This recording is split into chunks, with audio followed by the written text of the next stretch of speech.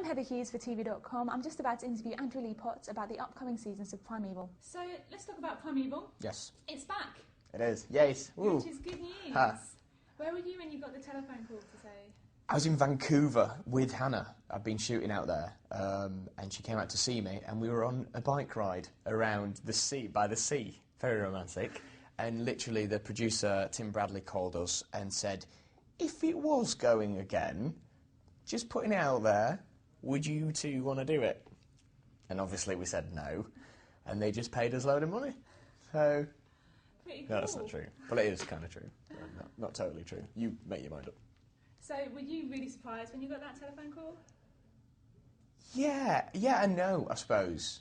There was when I heard that it wasn't going to go again, obviously we were disappointed. But I don't know, I just had a bit of a gut feeling that it wasn't over. I mean, the way Tim Haynes, the exec producer, said it to me, I just didn't feel like he'd give up on it. He wasn't ready to give up on it.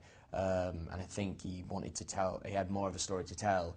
And I believed that when he talked to me, and he said, you know, I don't think this is the end, but just bear with us. So I suppose when we found out, so when it did come to fruition that we were doing it again, I suppose I was kind of surprised, but not surprised. So yeah. It was great, though. I mean, it must help that you've got such a huge fan base behind Primeval as well. Yeah, I mean, it's only down to them that we're even coming back. If people don't watch it, they don't make it, so... Is it quite strange to be back on set with loads of changes having been made, though? I suppose it is in a way, but you know, it's also good. You know, like us going to Dublin to shoot the new season, which we've never done before. It just kind of gives it a re-energy. Re-energy? That's not a word, is it? A new energy. I like the word. A revamp. Yeah. All that. But yeah, it kind of gives it a revamp and it gives it another structure that we're not used to. So it kind of gives it new life. So it was good. So when the next season starts, there's going to be a new arc leader. Mm-hmm. Everything is going to have kind of changed. Yeah. Has it changed the tone of the show at all? In a good way, I think. I think there's a lot of things that you get. I think a lot of people like watching Primeval for different reasons. Obviously, the younger fans do like the creatures and all that kind of stuff. But there's a heart to the show. There always has been, and there's a lot of comedy within it as well. And I think hopefully people find it's fun. So we've not lost anything that worked, but we've just added to, and we've tried to make there's a complicated, not complicated, but there's a more interwoven story arc with this season. Which maybe there hasn't been before. So we do go back to, we felt maybe in the last season it might have got a little bit too actiony.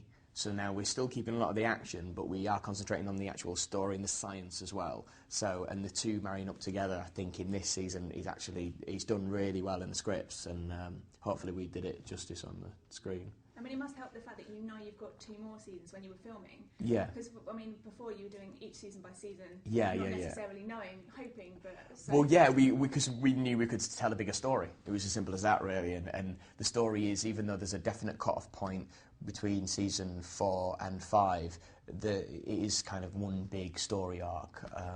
So one lengthy kind of complex story arc, and it gets more and more confusing and more kind of... Yeah, what happens to my character is just mad, really, in the end, and I never really expected them to take it to that point, but they did, and I was really thankful of that. Yeah. Well, when the 3rd season ends, Connor and Abby are kind of stuck. Yeah. I assume they come back and everything kind of... No, they're just stuck there for the whole season. Just keeps cutting back to them looking really bored.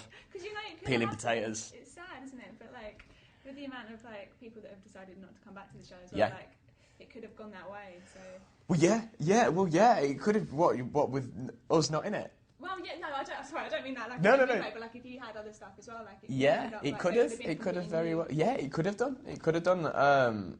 So, but hopefully, you know, it kind of works the way it is with the new and the old, I think. I think the balance is quite good.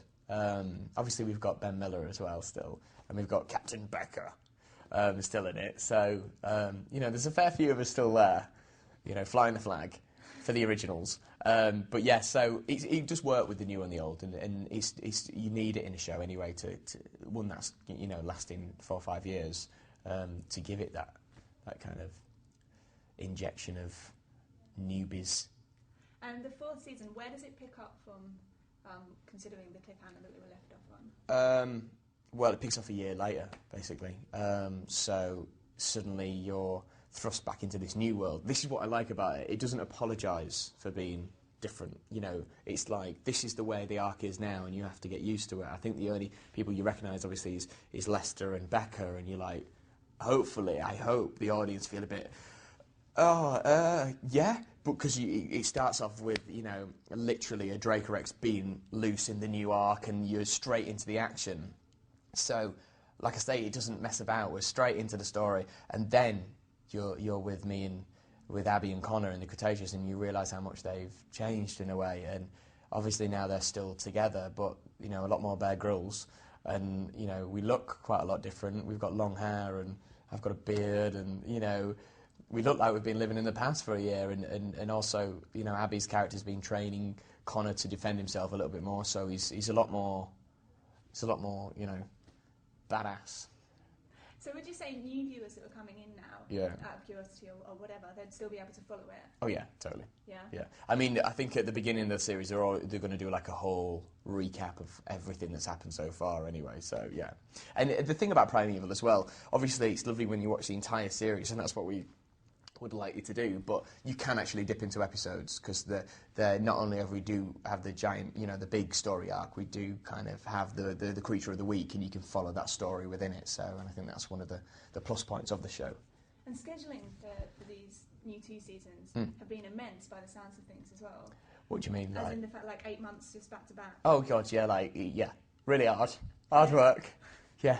What was it like on set? I mean, atmosphere-wise. Busy. The busiest we've ever been. Yeah, I mean, some points we were shooting. I mean, I think I had a day where I was shooting scenes from 5 different episodes in one day. So yeah, to make it happen, we all had to work really hard, and the crew did brilliant, and the cast did great. There was some confusing times, but I think hopefully we just managed to pull it together. We did, because we wanted it to work at the end of the day. And so yeah, it was sometimes a bit like, oh my god, what are we doing? Where are we? What story are we doing? What costume is it? You know, all that kind of stuff. But you know, hopefully that won't show in the performance. Fingers crossed. Is it still as much fun to film as previous seasons were? Yeah, I mean, obviously, you kind of get a bit used to how mad it is, but, I mean, when we're out on the streets in the city, pretending to be chased by Spinosauruses and stuff, it's fun. There's no two ways about it. There's the action stuff is always, fun to do until you get bruised, which we often do. See, I find when I'm reading over the glossary and stuff, I'm like, I lose track of like what the names of the dinosaurs are and like, different names and things. Like, do you find that still? Oh, totally, yeah. Totally. And I'm supposed to be the person who knows all the dinosaurs, and I'm probably the one that forgets the most. So yeah, no, I'm nowhere near as good on the dinosaurs as my character is. That's for sure. But you try and keep up. But there's a lot of creatures. What about green screen stuff? What's it like filming with all that? Well, we don't really do much green screen. You know, we said this before. It's more.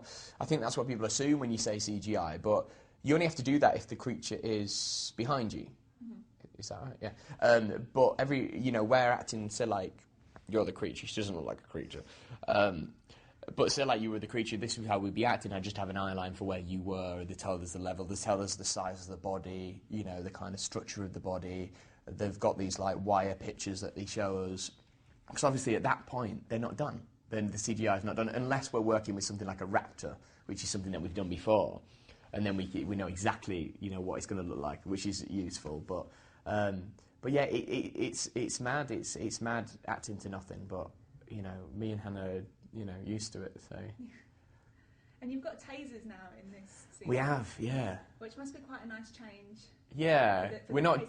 We're not defenceless. Before it was literally makeshift weapons, and I think they just thought this is unrealistic for a company, and also Philip Burton, a new character, is supposed to come into the show and injected like billions of pounds in the Ark and in its research. So it was just unrealistic that we didn't have weapons, and we thought having these.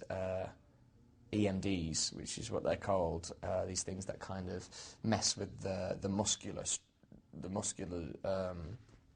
things of the creatures. I'm really selling these things, aren't I? They kind of just give them an electric shock and make them fall over, so which is useful.